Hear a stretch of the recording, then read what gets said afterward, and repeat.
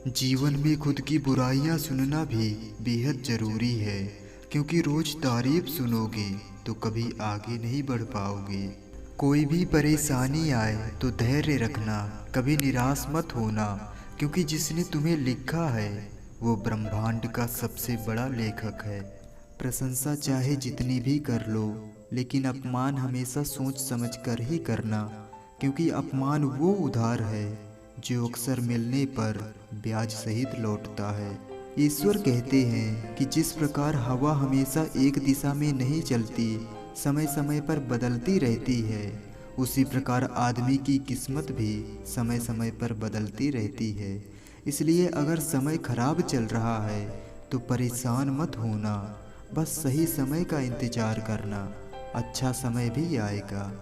याद रखना, अगर बुरे लोग सिर्फ समझाने से ही समझ जाते तो बांसुरी बजाने वाला कभी महाभारत नहीं होने देता। जिस व्यक्ति को आपकी कद्र नहीं, उसके साथ खड़े रहने से बेहतर है कि आप अकेले ही खड़े रहो। ईश्वर कहते हैं कि तू करता वही है जो तू चाहता है, पर होता वही है जो मैं चाहता हूँ। तो तू कर वही जो मैं चाहता हूँ, फिर होगा वही जो तू चाहता है।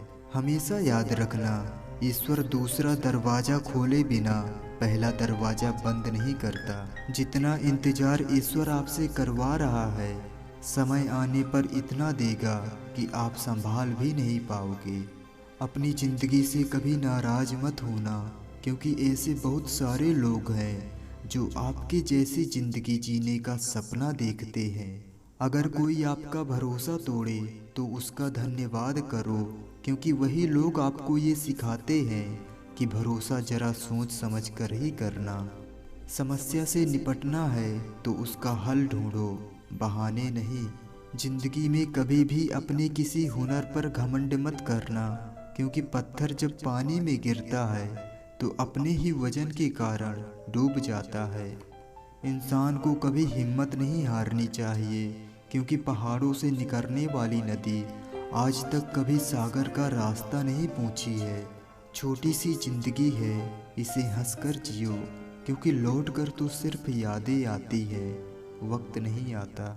जो रिश्ता हमें रुला दे उससे गहरा कोई रिश्ता नहीं होता, और जो हमें रोता हुआ छोड़ दे उससे कमज़ोर कोई रिश्ता नहीं होता।